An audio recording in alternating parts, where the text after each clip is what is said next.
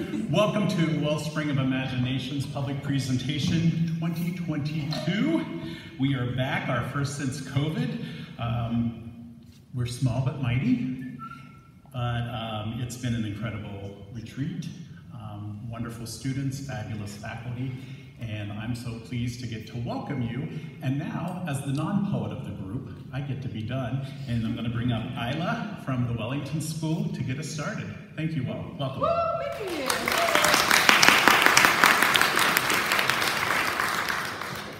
Hi, good evening. My name is Ayla Kocak. I'm from Wellington. First, I would like to say thank you to Mickey for this weekend, cooking for us and just keeping everything running smoothly, being all around awesome. Thank you also to Bonnie and Frank and the Arc of Appalachia for where we've been staying this weekend. And thank you also, Ms. Dyson. I don't know if she's here, but she's the one who invited me to go to this. It has been so much fun. Every minute, the people I've met, everything from very deep story discussions to very late night haiku writing. And the poem I'll be reading for you today is called Fairy Tales. Once upon a time is a magical thing. It means a story of princesses and fairy tale kings, a land full of wonder and tales to be told, a lovely little world of magic things to behold. Knight in shining armor, go save your princess. Damsel in distress, go don your best dress. Jester, make us laugh and dance on your toes, all of these stories about what we already know. True love's kiss will always save you, wishes on stars will always come true. But I can't believe it. Once upon a time is a messed up thing. It means imprisoned princesses and tyrannical kings, lands full of wonder, but these tales are old, a snow globe of a world we can only recall. Stories we believe in until we've grown up, until we're old enough to know we need to give them up. Knight in shining armor, you can't save your prince. Damsel in distress, they won't believe you're invincible. Jester, I know you're bleeding inside. Why does no one accept these stories are lies?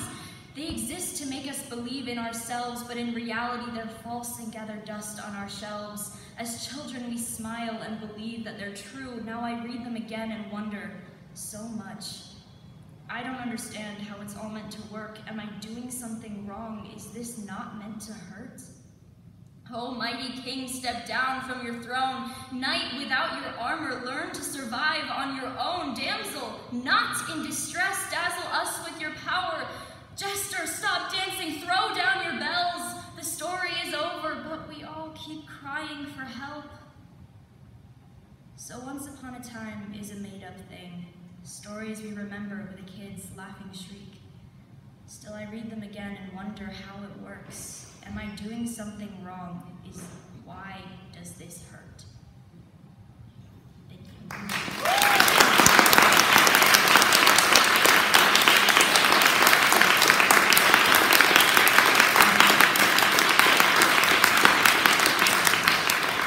And now I would like to invite our lovely Londyn to read a poem.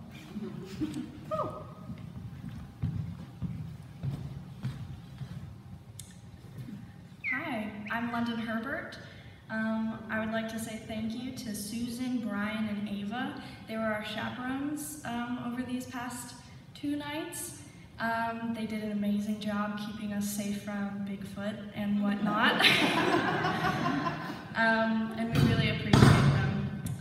I have met so many beautiful people, and I am really, really grateful to have had this experience and hear everybody's beautiful poetry over the course of these last 3 days. It's been amazing.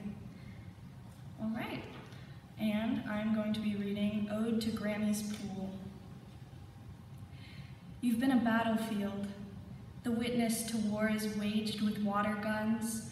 You've been a mermaid kingdom, who can hold their breath the longest contest, and an afternoon snooze. Your chlorine sears away my layers of sunscreen skin, and I'm 7 again. You hold your breath in stillness, your rippleless surface begging for interruption. But you watch us patiently. Lying on the blue deck, we wear the sun like a blanket and stare right back at you. You lemon juice dripping, watermelon seed spitting, body of city water and pee. You hold the shapes of clouds. You hold me like an offering to God. You hold summer. And you hold the seizing body of a dying man. You hold my Grammy's screams. And for the first time, I know you as cruel, know you as cold.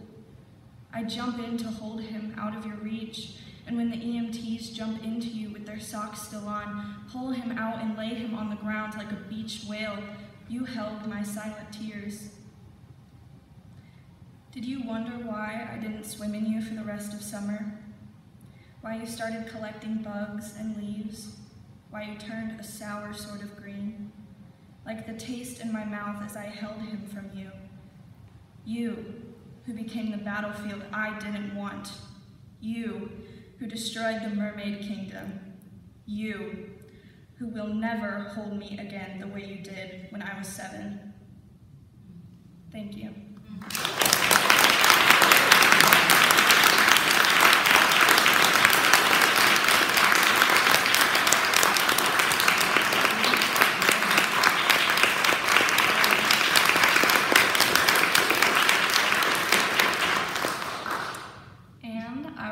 Introduce Sydney.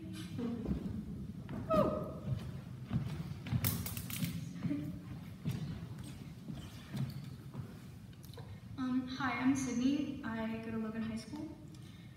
I'd like to say thanks to Valencia, who we know as Robin, and Jon.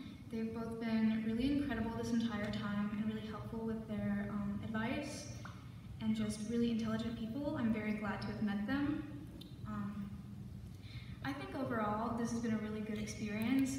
It's really opened my eyes. I'm not much of a social person, so getting to meet all these really nice people has helped with that. And my poem is called The Spider. The spider hangs idly on the wall, dead for however long, I should never know. The webbing above dangles the creature, and I imagine its outstretched limb sprawling, grabbing, scrabbling to find purchase, to escape its demise or bring me mine. The haunting idea that the only thing that could ever want me is this sun-bleached spider, swinging on its defunct web, is an unending refrain that contrasts the hope that fills my lungs upon finding that I have a chance to use my words as my weapon and my reasoning as my shield. Thank you.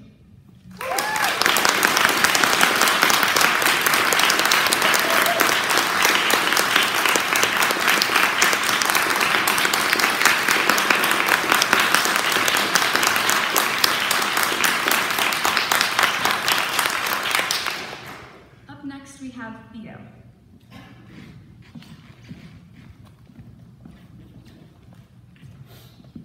Hi, I'm Theo Westfall. I actually live in Cincinnati, so maybe not quite around here. But I would like to thank Alan and Evie for being so amazing as to make this weekend happen and letting me meet some of the best people that I've had in my life in a while. And just allowing all of these beautiful people to come in my life and introduce me to the other beautiful people that also helped do all of this. So, thank you. And tonight I am reading Growing Up. Growing up as she or her with baby dolls and dresses and faking crushes and never feeling quite right. Growing up, learning about the world, the possibilities, the hurting and the learning of the things I love and the things I hate, and not feeling quite right.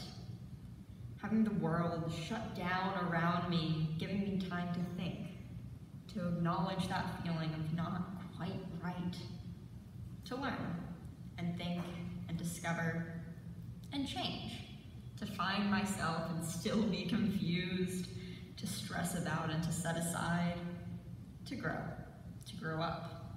Now he or him with jeans and a sword, grasping at that feeling of bliss when spoken to as who I am. To know it's almost there, but unsure of what needs to change to feel quite right. To grow up, knowing it's okay to not feel anything that way, but not quite understanding the expectations of love and unknowing of how it feels, how to accept the change, the panic, the stress, and all of the feelings, and sometimes lack thereof. Learning to feel just quite right. Thank you.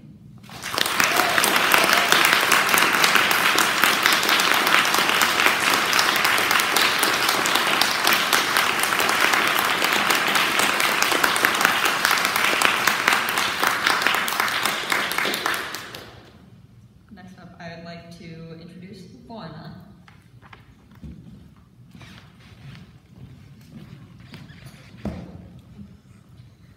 Good evening, everyone.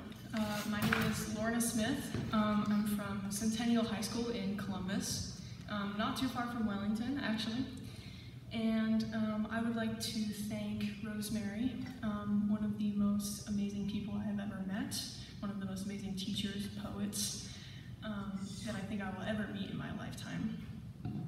And I would also like to thank my lovely English teacher from last year, Miss Taylor, who not only mentioned this to me, but encouraged me to do it, and I'm so glad I did. And I'm so glad because this retreat has given me so many incredible creative firsts in my life that I don't think I ever would have if not pushed to do so, including the late night haiku writing, as previously mentioned. And so tonight I'm going to be reading Sadness Like Laundry. Sadness is like laundry. There's other, better things to do. It's always inconvenient, like some unwanted neighbor with a tone-deaf hello. But you dig through it, you realize you need it, part of it, all of it. Laundry is like sadness. You march it down to the depths, hands more than full, swearing at it like a sad sailor.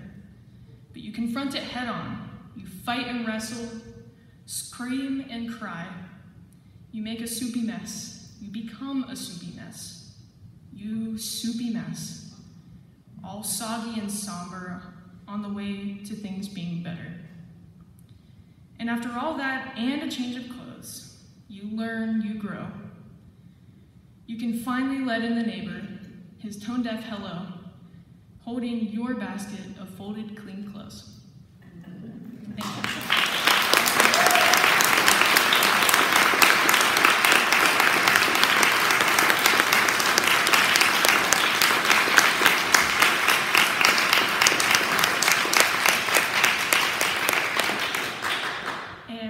Last of the students, and certainly not least, Trinity.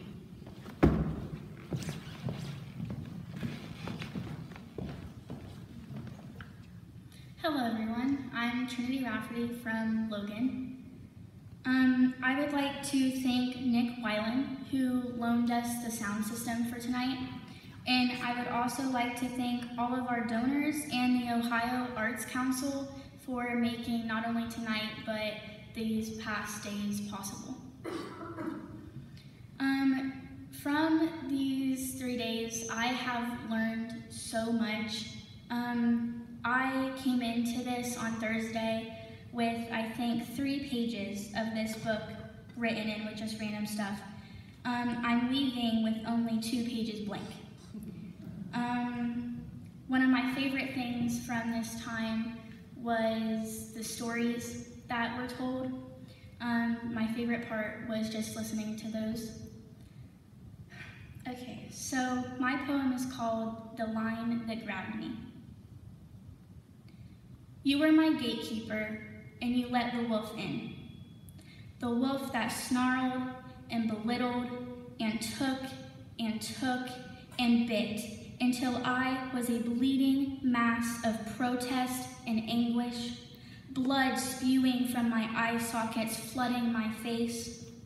I thought surely someone would notice, but it was invisible to everyone but the wolf. Wolves sense weakness and pounce upon it. They have no mercy. I vowed never to show weakness again, at least in the presence of the wolf. You were my gatekeeper, and you let the wolf in. A gatekeeper should protect, should be willing to sacrifice himself, to place himself in the middle of harm's way, to shield me from all things dangerous. Like the shepherd is to the sheep, tenderly guiding and directing, the trust between the two untethered. Your job was to be the person I could run to in times of unrest.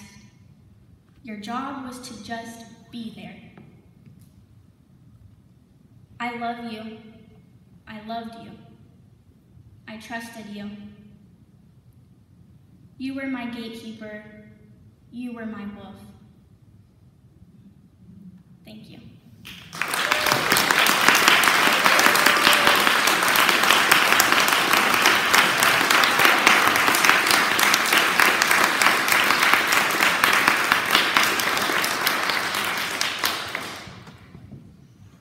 At this time, I would like to introduce Alan to come up.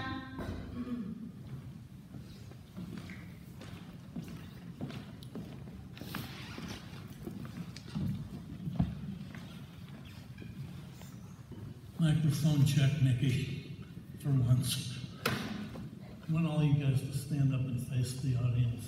You were magnificent.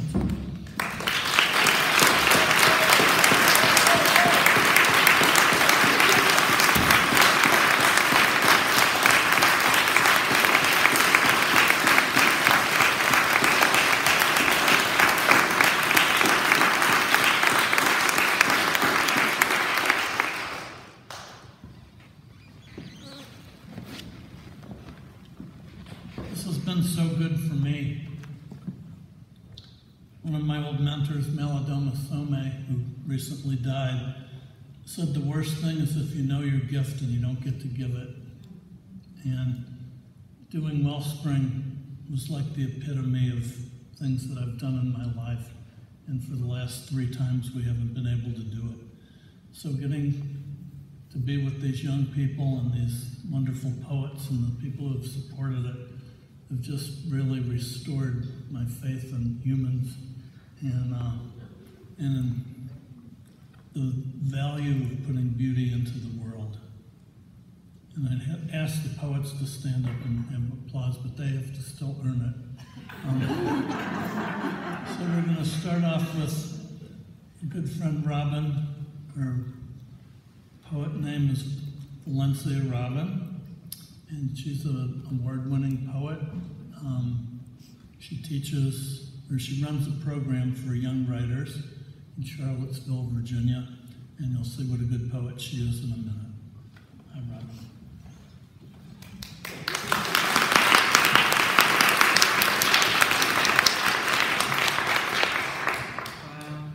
Wow. Thank you, Alan.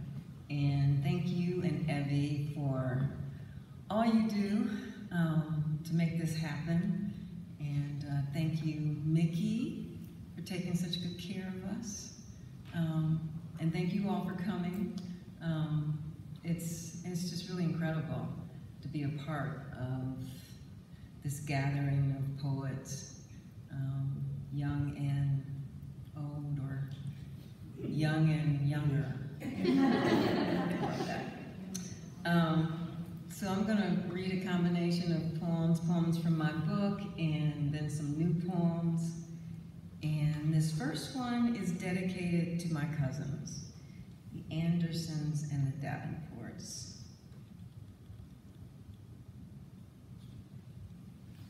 I actually need these.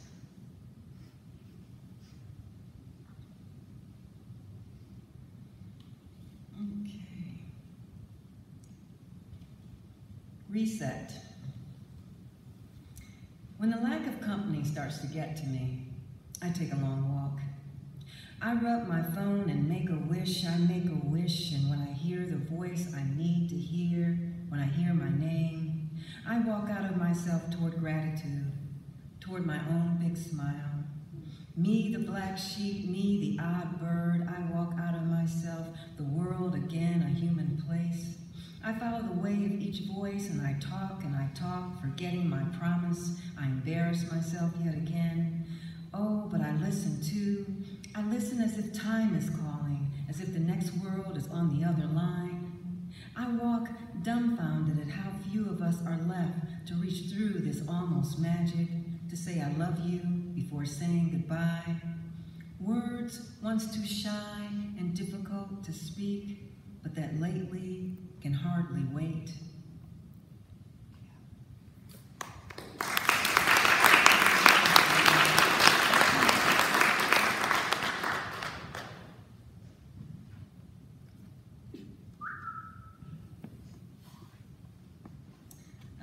This next poem came from a family story. It feels like it's my story now, and I really don't know if I actually witnessed this or if I'm just sort of remembering it.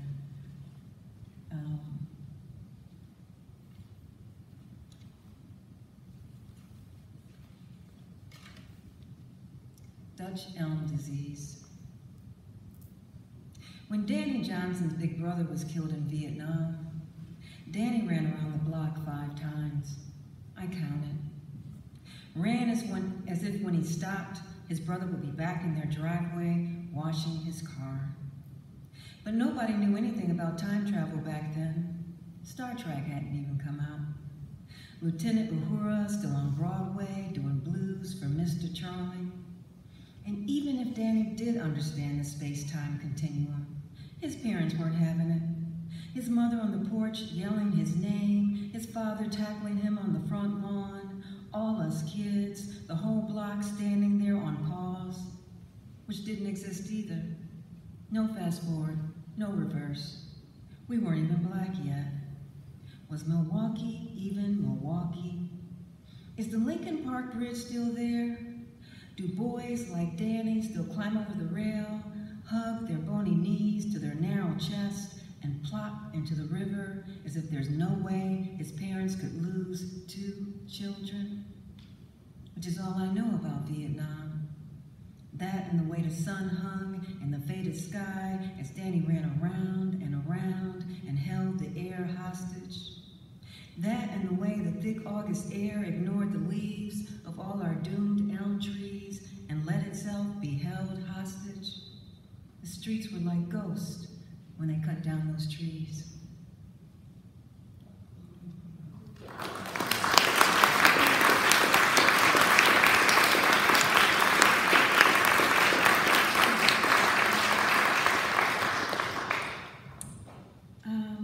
This next poem,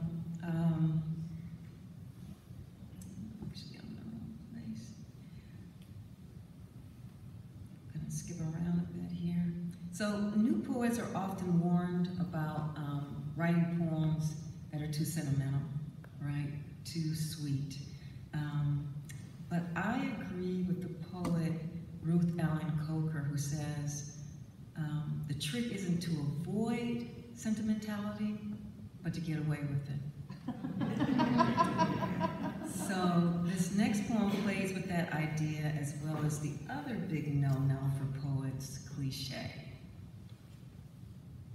And the title is Cliche This.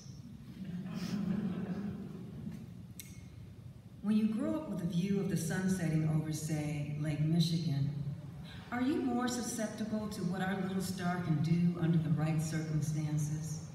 Are you less dismissive of sunsets on postcards and calendars than the rest of us? Do you grow moody and out of sorts without your daily hit of miraculous? Because when I see a great sunset, the sky losing its mind, sticking a knife in my heart again and again, I think of that Kenyan oil executive who gave up his millions to adopt hundreds of street children. I think of his wife, his sons and daughters who said goodbye to their lives too. I think of those kids sleeping in doorways, now finishing college.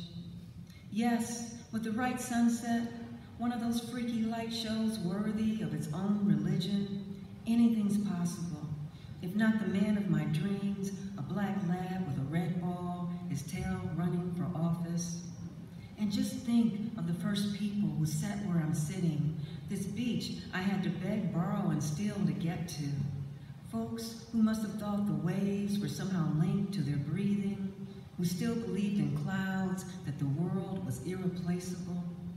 And how to watch this woo-woo of weird light routinely denied to anyone without vacation time, and not swing wide my arms as if I'm not the only Black person out here. How to stand up and shake out my towel as if all that starshine is still rearranging my soft machinery, crashing me, handing me back like an invitation.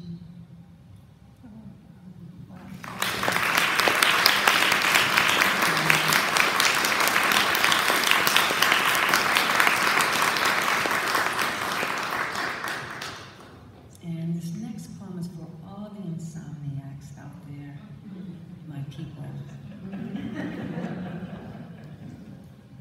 Insomnia. When the week has worn you down to the assorted holes in your head, all those leased words masquerading as conversation, all your superpowers wasted hiding and pretending, when all that's left is the yellow blinking light of your life half over, nothing to distract you because it's 3 in the morning, no denying the damp sheets and the tangy scent of your day-old body as your memories make their crash landing and you cringe and cower, dreading their arrival. My God, to be allowed out into the world like that, a wounded bear disguised as a blue field, carrying a hurt so old you thought the whole world limped. When did you discover that knife in your heart ran in the family? That those were history's long fingers twisting the handle? And what dumb luck or good ghost led you from there to here? Do you dare call it home? Sweet.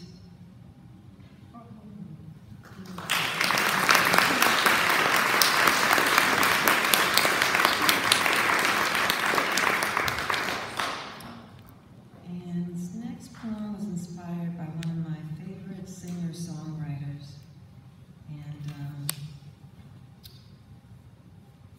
the epigraph is a lyric from one of her songs. Can the thirsty stay sane after what they've seen? Phoebe Snow. Intermezzo. Sometimes you hear a song like her song that fits like a ripe plum in your hand. The sweet flesh and tart skin of her voice, simply what it is. Like tall grass gone to flower, the simplest of yellows. Or the right man opening a jar and handing it back to you, smiling. The jar holding something you'd almost forgotten.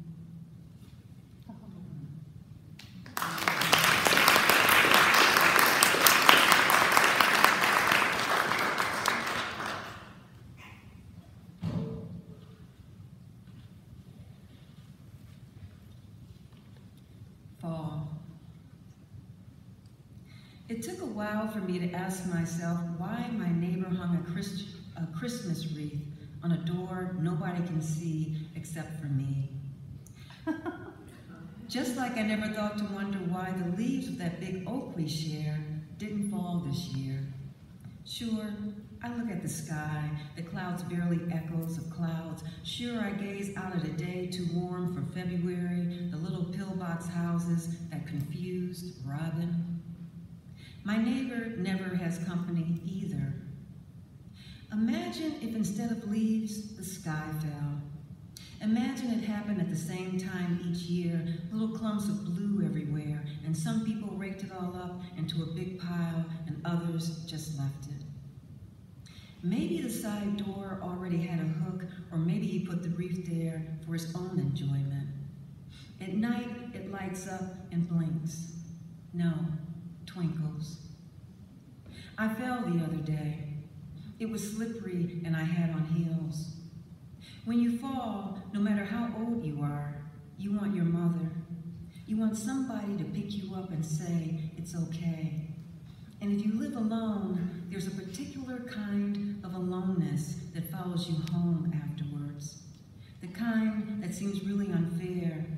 The kind that makes you sit in the dark, staring out the window, and before you know it, you're ripping that wreath to pieces. Not in real life. Still, there's nothing left when you're finished. What you think about the next time you see your neighbor who's coming toward you, smiling, looking like a nice guy. No idea how you set that wreath on fire, danced around it.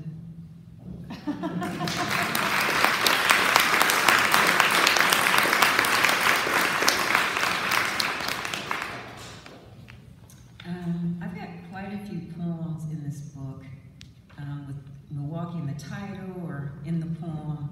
And I grew up in Milwaukee, but the funny thing is that I really didn't feel like anything had happened to me until I left Milwaukee. So it was kind of funny to see that I have so many poems with it where I reference Milwaukee. This one is a letter poem to Milwaukee. People are always surprised at how clean you are. Remember when I was almost hit by that car? Every time I see this red clay, I think about your black dirt. I think about kindergarten and the 4th Street projects, the bald lawns and cinder block walls, the mentally challenged man on the stairs after school with his thing in his hand, how I said excuse me before stepping around him. This morning, as I walk the river, I think about my mother with her year of college changing bedpans at the county to get us out of there. Thus the flat on 7th, the flat on 12th, the flat on 16th, all before I understood what cereal for dinner meant. The jar of leftover soap under the sink. Those days of Bible stories, David, Joseph, and Daniel, not one of them praying for their breasts to stop growing, but what to do about the boys sent down like a plague, and yet that lucky kick, the principal saying I could have killed him, deciding then to be a killer. Today, climbing these muddy hills, I see me and my mother riding the bus to Germantown, the sweet smell of hops turning bitter and sharp. I see our bags full of hoghead cheese and liverwurst, bratwurst, and warm potato salad. And thank you buses for running on time. Thank you A.O. Smith for giving all the men in our family jobs. Thank you white people for disappearing overnight, terrified, leaving those sturdy brick houses on both sides of Capitol Drive. All the elm trees and parks happy to stay with us. The streets wide enough for kickball and go-karts. Streets is true, I walked unsmiling, a question I couldn't ask following me. A river runs through you, Milwaukee, and a bar sits on every other corner, but the Atkinson Street Library was my altar, my house of worship. Not that I regret one choir practice, Calvary Baptist, your hallelujahs, your Lord have mercies, my first language. I want to go home with my cousin Vish after service and watch the boys and their father leave their bodies as the ball falls in the right hands. I want to wrap myself in their rooster and gander. Want them to ask me if I'm hungry and make me a sandwich. Because forget what you've heard. There are no unarmed black men. Only sons who vacuum and get dinner started. Only brothers who join the Marines and come home in their right minds. Only neighbors, that cutie pie around the corner. Somebody's first boyfriend. And where are you, Tommy Harris? Aren't we glad my mother stuck her head in that living room so often? Let's go to the lake like it's a hot night and half the city is already there. Let's sit on your hood without saying one word about who we are and what we want. And who am I, Lake Michigan? My little ocean, my great lake. Who else drives all that way each year and only puts her feet in? Today I read that the city where we met might mean gathering place by the water, might be Potawatomi or Ojibwe. Milwaukee, ground that holds my mother, that I hope to be sprinkled on. Tell me your story, and I'll tell you mine.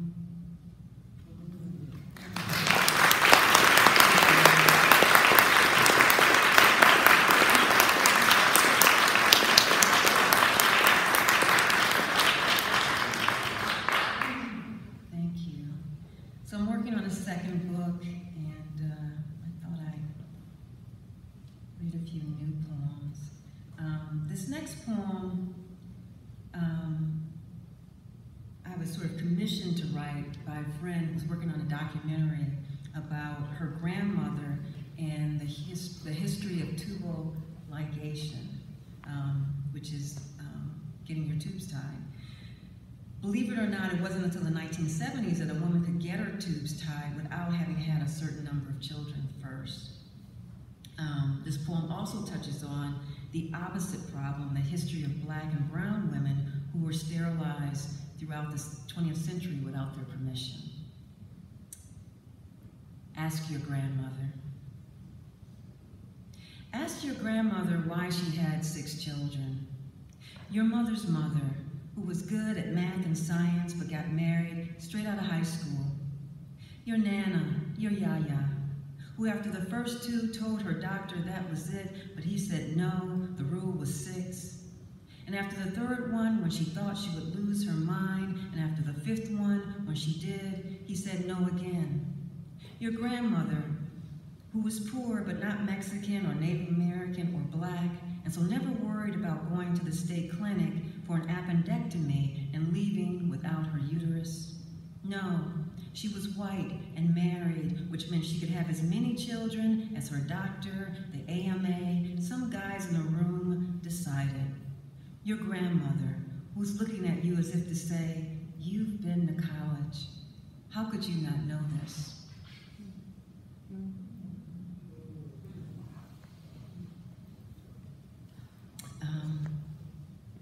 Like a lot of people, I've spent the last few years working from home, and my desk faces my living room window, and I get to see my neighbors doing really sweet and odd things.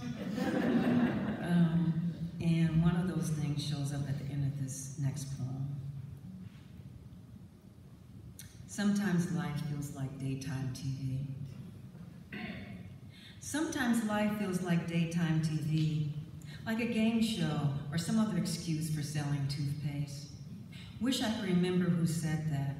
Some writer describing how it feels when she can't write, nailing it. Not that I'm not guilty of a certain mindlessness, not that I don't like the convenience of toothpaste, of salmon already filleted in a vacuum-packed pouch, of disposable razors and individually packaged strawberry yogurt, of throwing it all away whenever I feel like it, and to think just that, the mountains and mountains of trash, and the ocean dumped where we can't see it, Black and brown people living around it like company towns, working it like a 9 to 5.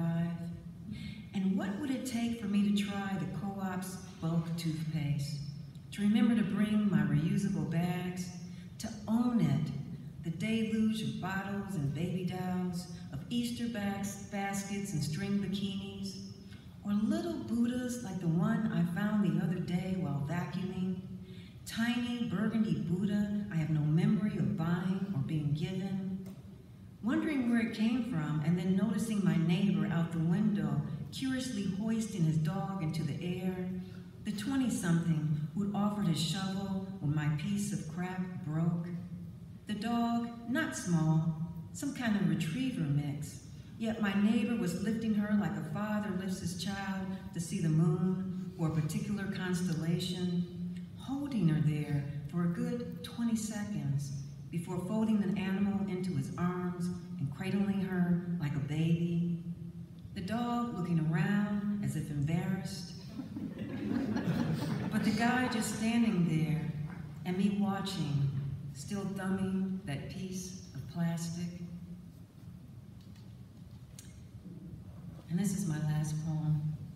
Thank you so much.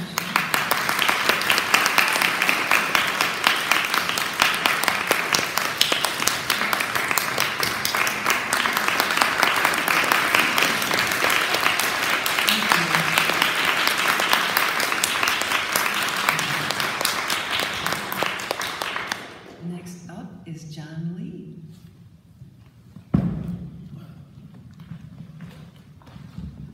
All right, good evening, y'all. How you doing? Need a break, stretch? Too bad.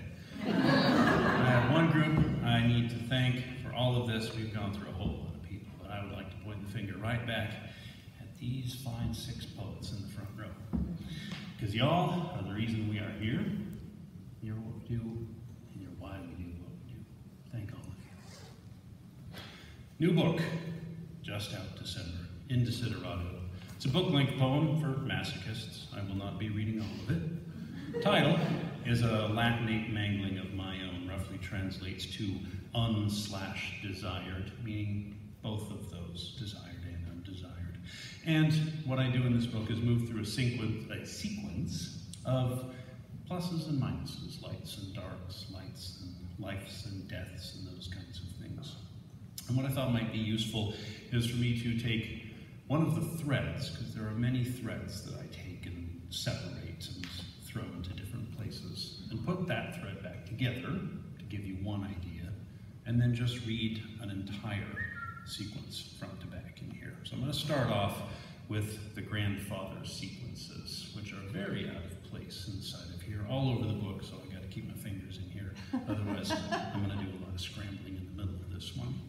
One important note about this, in addition, this is dedicated to my children, Joshua and Juliet, as mentioned right at the front. They're the you I talk to over and over again in here. Without that piece of knowledge, not a whole lot's going to make sense. The country you were born in stopped the last great worldwide war with 2 bombs that killed more or less 100,000 people each. A loss we justified by saying it prevented further loss. And maybe it did. But it wasn't like the couple 100,000 died at once. Only half did. The rest took a year or so. And now their children's children, and maybe their children too, who would be just as old as you, are gone. This is laughable. They never even lived to be gone. My father's father fought in World War II, saw the bodies line the Battle of the Bulge, and may have helped to put some there. He must have known the smells of toxic gas, the unwashed bodies, heard the bombers' engines echoed in the muddy groans of not yet corpses. He must have known the Klaxon wail, the Luger snick, the Granatwerfer mortar thump, the stomach wrench of silence. But he never talked of these. But we know he knew the child who dream slept in his Texas wife, who would be there living if he made it home. We know this because we kept his letters, ink and sweat and hope on military-issued yellow paper. But there are gaps between his hope, his terror, because the censors opened every letter, cut out words, phrases, left letters like target practice sheets. He made it back, lived another 40 years, just long enough to see his grandson. And in between, he ran a high school, taught the kids back home what it means to be at war. In the end, cancer cut its holes through lung and liver, left behind a shredded leaden soldier. But the dream sleep child he had lived on, grew, wed, had a son. Your great-grandfather, on my mother's side, dropped bombs from a B-17 to stop a greater Holocaust. When he got home, he decided that was enough. Spent the rest of his life delivering beer for Lucky Lager. And you should have seen him. At 60 years old, he could lift the back end of a car off the ground and barrel chest a keg of beer into a fridge. then at 62, he got a hernia, owing garden weeds. And a decade after that, quadruple bypass. The last time I saw him, he came up to visit me in college. Took me to the training grounds where he learned to be a soldier. Only husks of buildings and cracked concrete pads remained, the rest long abandoned and faded into forest. Though he hadn't seen the place in 50 years, he remembered every step, showed me where they slept and ate, where they did their morning push-ups, how over here, on this cracked pad, they were taught how to mount a chopper and splint a leg. And over here, where a 10-foot ridge rose 100 yards away, they were taught marksmanship. Every man given a rifle and a magazine and pointed at a cutout of an airplane taped to a pole mounted in the back of a jeep that drove like hell behind the ridge, and all of the soldiers shot for real at what they knew to be pretend. And then in the middle of the field, your grandfather stooped, ran his fingers through the dirt, and as if he'd known it would be there, dropped the cold ghost of a brass casing in my hand. And what was there to do but stare at the remnants we knew would never go away? The battlefields have healed, of course. Nature throws her skirt across her scars. The grass grew back, the seeds erupted into tree and flower, and the soldier blood that spilled sank into the ground and fed the roots. Omaha and Utah beaches, like any beach, have bikini tourists who lie on laundered towels and mince across the sea-washed rocks. In the Ardennes, the rubble piles were cleared away and used to build the temples that point the way to Sunday morning prayer. We've concealed our scars so well that those who've seen the damage are dying. But wreckage has a way of rising. So decades later, a woman planting flowers in her garden unearths an unspent hand grenade. Or a city drains a swamp for land and finds the remnants of a tank. And though it doesn't often happen, sometimes what comes crawling back, curled around its splintered bones, is us. All I have that was my father's is a toy, a semi-truck that hauls a dozer on a trailer. Grandpa carved it, made it out of wood, even as the cancer carved his lungs. Dad said Grandpa was so clean that when he finished with a handsaw, you could see the pencil lines on both sides of the cut, like they were guidelines, showing how the edges fit. So if you took the toy apart, if you matched up all the lines that matched each other, if you lined fibers up like zipper teeth and filled in all the hollows, you'd get a plank of wood. You'd see what Grandpa saw before the blade descended.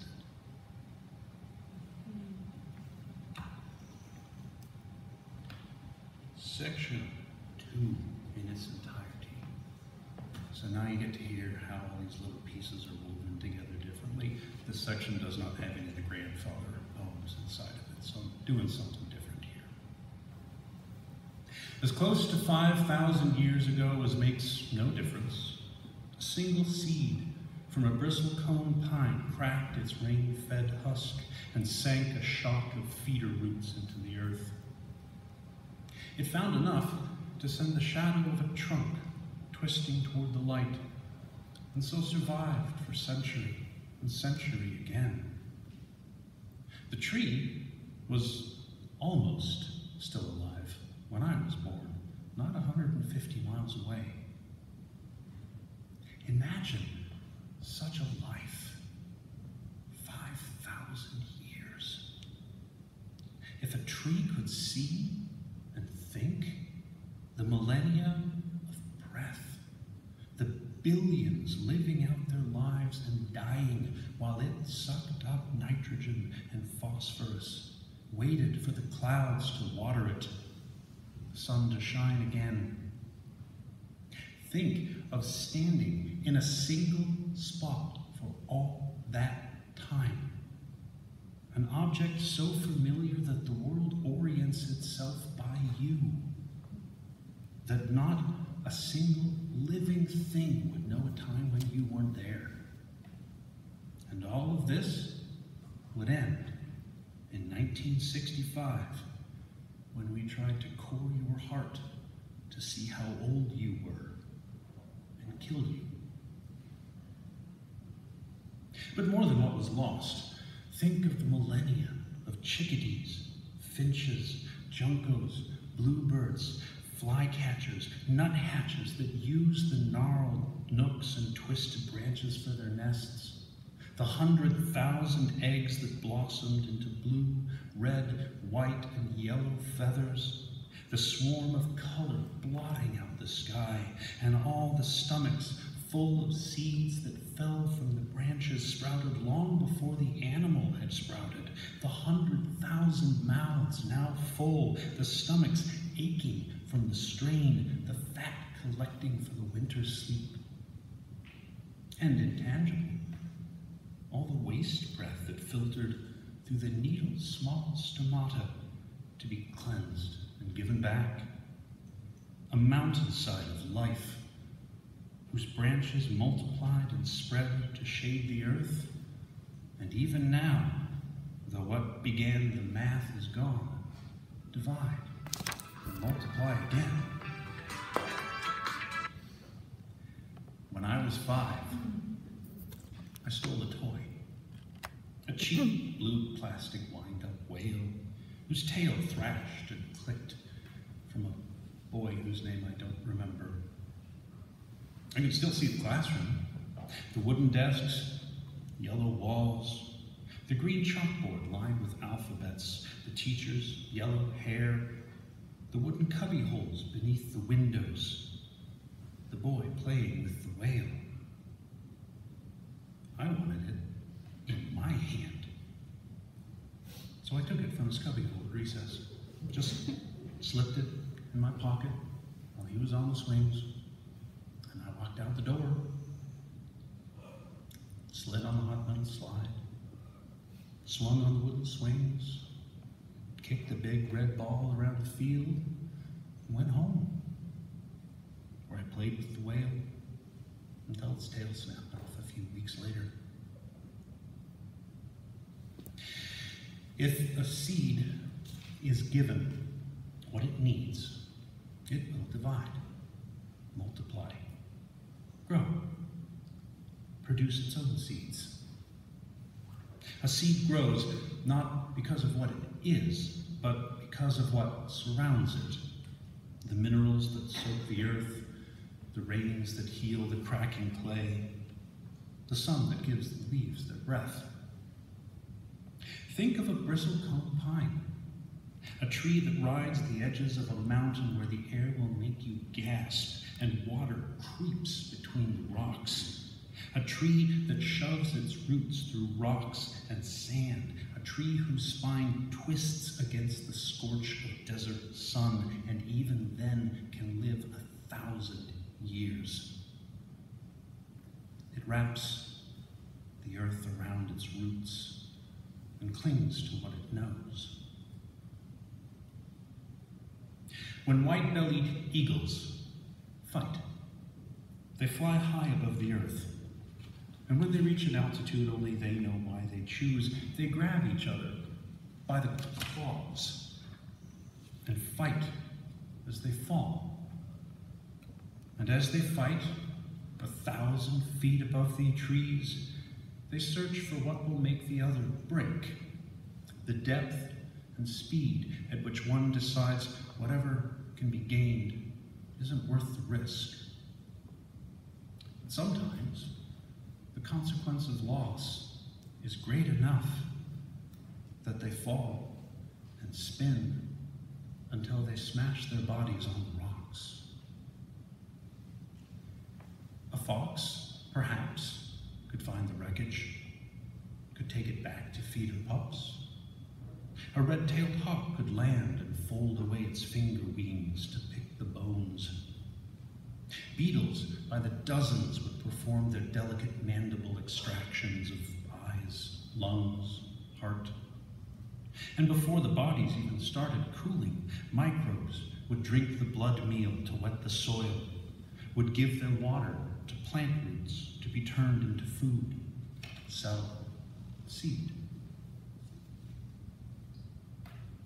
Not 150 miles from what was once thought the oldest tree that ever lived, a landfill blazes near a mountain's roots, an alluvial fan of refuse whose fingers stretch toward a distant highway. Almost everything I owned, touched, wore, until I was in my 20s, is buried there. Apple cores, dirty diapers, scribbled notes, rotting pillows, my childhood glasses with the Charlie Brown sticker on the frame, running shoes, senior prom photos, broken plastic whale, 100 empty toothpaste tubes, a dog. The highway just beyond the landfill is the only asphalt road for miles. I have driven it so often, its potholes fill my dreams.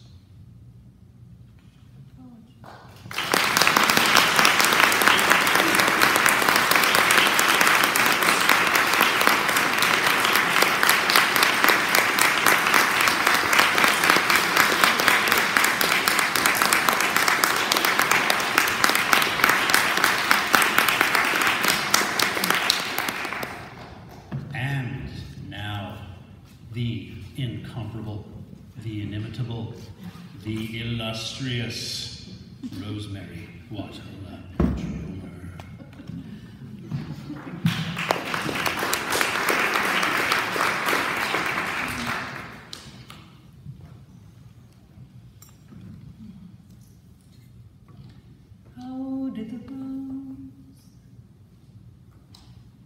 How did the rose ever open its heart? How did the rose ever open its heart and give to the world all its beauty? It felt the encouragement of light against its being. Otherwise, we all remain too frightened. How did the rose ever open its heart and give to the world all its beauty? That's Jalaluddin Muhammad Rumi, a Sufi mystic poet writing back in the 1700s, longer ago than that. I've got to go farther back. Oh heck, 1200s. I love that poem so much I gave it a little tune so I could keep it with me all the time. Perhaps you too have felt frightened. Perhaps you've had a time in your life when you thought, I don't know how. Perhaps you too have felt the encouragement of light against your being. It comes in so many ways. It comes from the sun, of course. It comes from each other. It comes from those we love. It comes from strangers who show up to love us when we need them. It comes from other poets. I feel so lucky to know. We joked a little bit about the different communal nouns we could have for poets, a stanza of poets, a bankruptcy of poets. What were some of the other ones you guys had?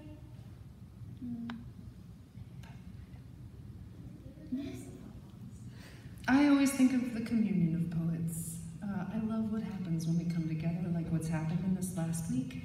I love the way we push each other. When we were leaving last year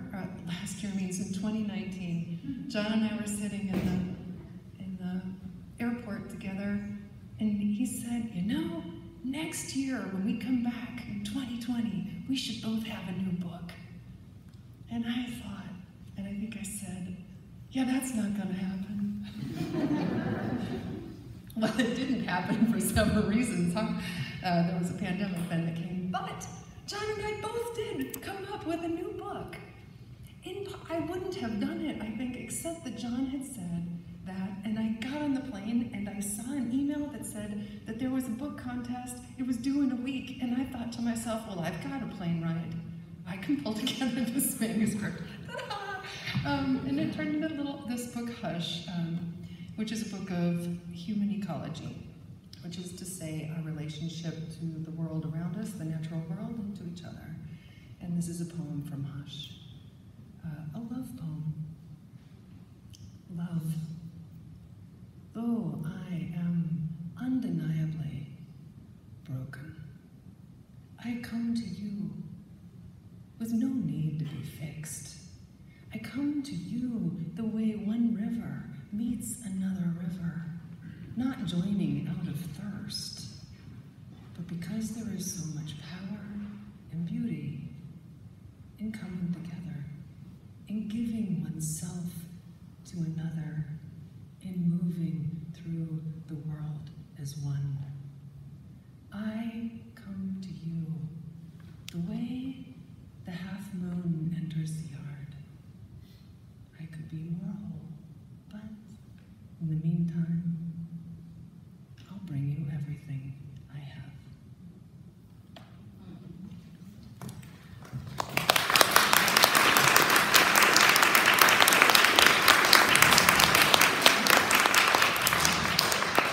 Well, if you have been to a poetry reading with me before, you know that there's about a 94% chance that I'll cry, and who knows what's going to happen tonight. But sometimes I think you should turn to your neighbor and just make a bet about how long it will take.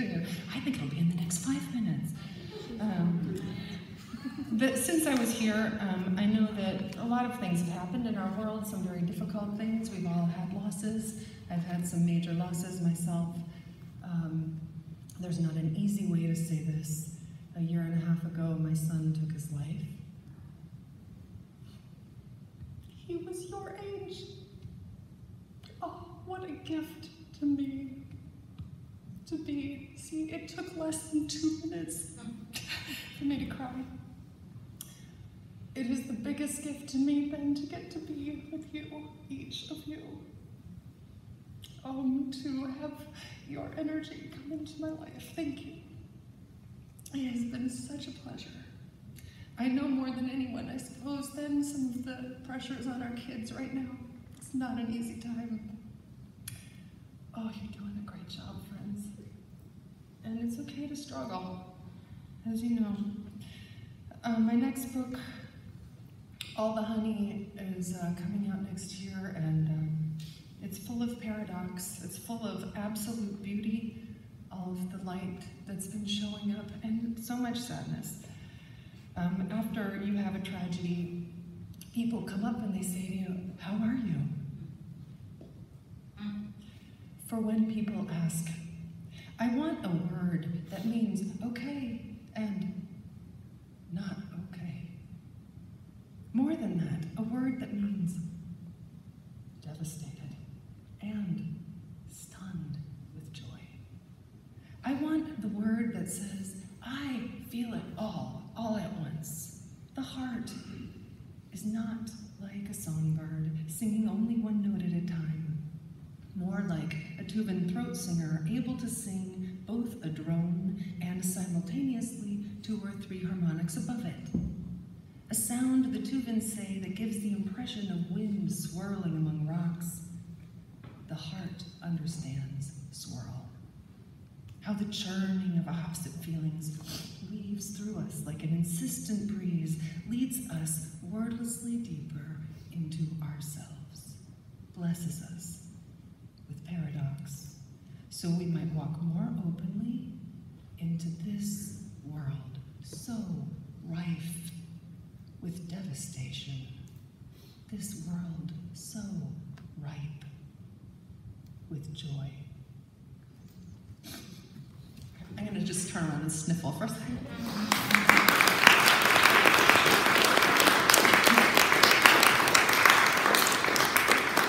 Thank you. You would think by now I would know that I should never get up without Kleenex.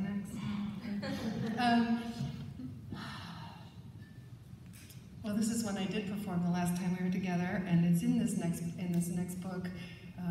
I guess this is part of the joy.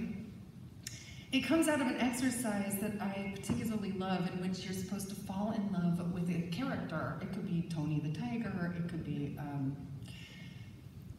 Dr. Seuss. In this case, I want an interlude with Mr. Clean. I want to find him in my kitchen with his big muscled arms and his spotless white shirt. Call me James, he'll say as I pour him a glass of Sauvignon Blanc. And he'll pull out a permanent marker and write his name on the glass. What are you doing? I'll ask. When I'm around, there's a host of crafty possibilities, he'll say. And then he'll pull out his trusty white magic eraser and swipe the permanent marker away. And then he'll give me a spin. Open for me your oven door. Why, James, I'll say, you don't mean that I will bring my legendary clean to your oven glass? Why, yes, Rosemerry, I can lift grease buildup from hard to reach places. Oh, James, he'll give me a flex. Kitchen sink next. He'll swagger across the room. I'll swoon. James, I never knew you'd be so adept at sticky residue, he'll suggest. And I'll guide his hand to my faucet. Say goodbye to water spots. He'll flash me a grin. His smile is white as brand new backsplash tile is unused white linoleum. And we'll dance together across the sparkling floor, our sponges in hand, drawn to whatever's dirty. And the room will smell of meadows and bleach and rain. And darling, he'll say, don't you think it's time you took me to the bath?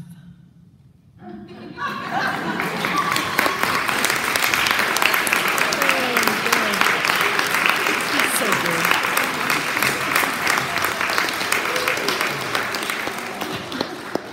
All right, well, let's stick with the funny ones then. So I have a podcast I do called Emerging Form. And on this podcast, me and my science writer friend interview all kinds of creative people. If you're interested in having a creative life, check us out. We're on Spotify and anywhere you would listen to a podcast. So every now and then we'll have a technical difficulty, and for whatever reason our audio doesn't come through. And this happened one time, and our sound engineer said to me, Rosemerry, I really need you to just make a long track of you laughing. And by the way, I record these in my closet. I sit in my closet because it has the best sound in the house. So this title is When the Audio Engineer Told Me She Needed a Few Tracks of Me Laughing, I sat in the closet with a microphone and laughed, spinning golden mirth out of nothing. I giggled and chuckled and let the laugh grow like a peony in spring, like the shimmer of a gong when struck often and softly, like the scent of coffee that starts in the kitchen but soon infuses every room.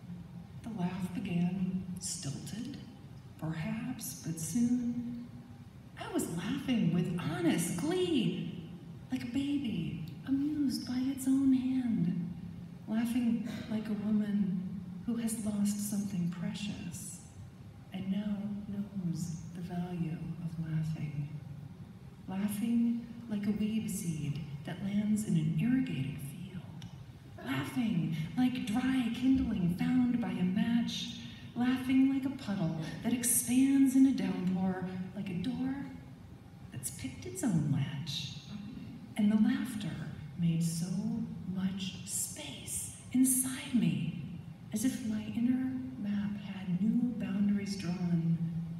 as if I were released from some old metal trap. And long after I recorded that long track of laughter, I laughed till I cried. I laughed.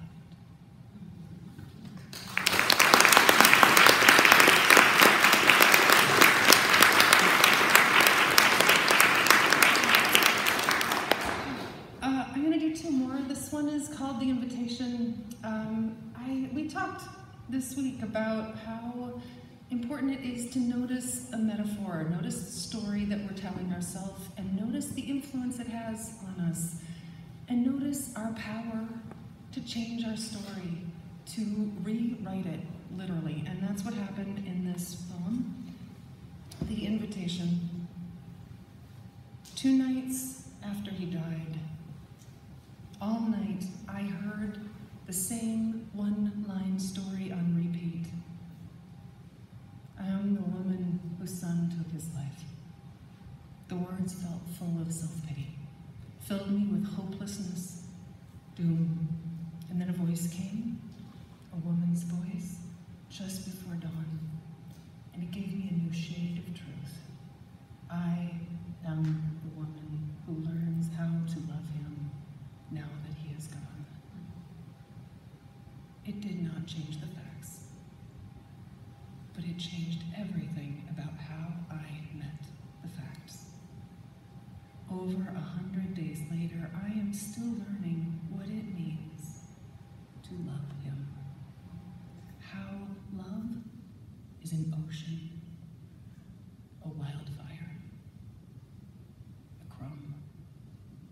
How commitment to love changes me, changes everyone, invites us to bring our best. Love is wine, is trampoline, is an infinite song with a chorus in which I am sung. I am the woman who learns how to love him now that he is gone.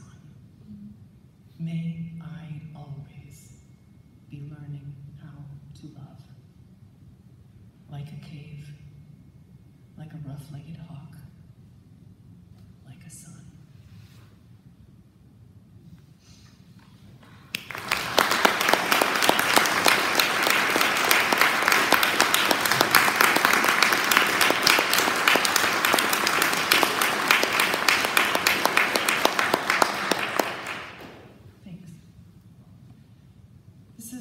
This is my last poem, and it's the last poem of the night.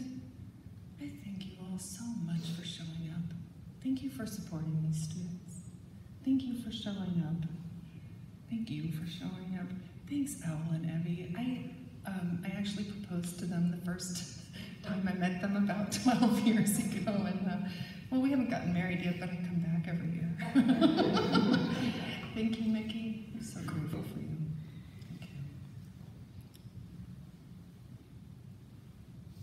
Oh, I wrote this one for Paula Lipp, who's standing right there. But I might as well have also now given it to each of you. This is As You Have Done for Me. If you were here, I would put my hand on your heart and hold it there until our breaths became a single tide. Hold it there until I could feel the moment when you remember your infinite value. It's so easy to forget we are treasure. So easy to lose track of our own immeasurable worth. The chest rusts shut. We think we are empty. Amazing how easily we are fooled into believing we are paupers.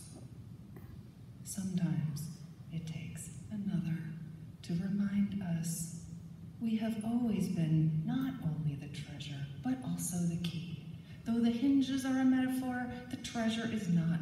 We were made to open, to share our priceless gift, to press our hands to each other's hearts and hold them there until we all remember. How did the rose ever open its heart? to the world of its beauty.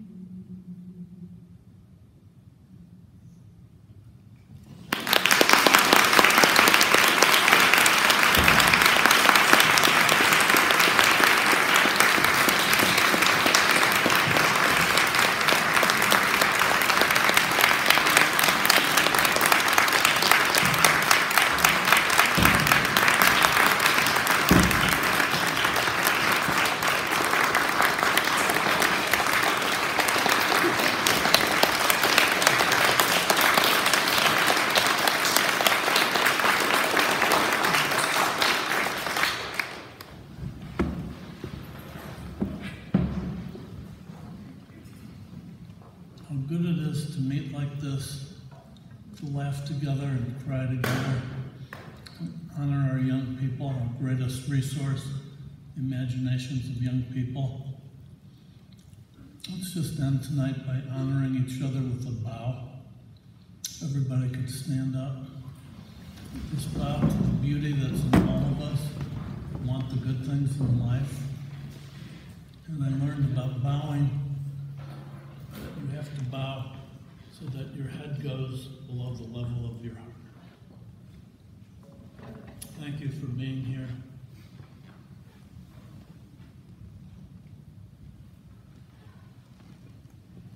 Please congratulate the poets personally.